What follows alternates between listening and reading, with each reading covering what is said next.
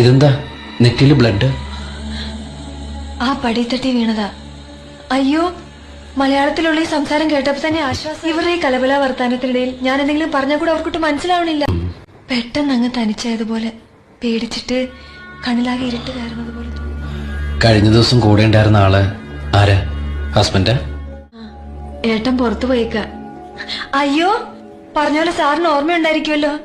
ഏട്ടൻ എന്നങ്ങനെ പറഞ്ഞത് അടുത്ത് മലയാളികളൊന്നും ഇല്ലെന്ന് വിചാരിച്ചിട്ടാ അങ്ങനെ പൊട്ടുവർത്താനങ്ങളൊക്കെ പറഞ്ഞത്.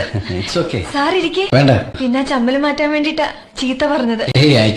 എന്താ ചെയ്യാ, സാറിനൊരു ചായ ഇടാൻ ഇവിടെ പാലും വെള്ളമൊന്നും ഇല്ലല്ലോ. I don't think she's aware of that.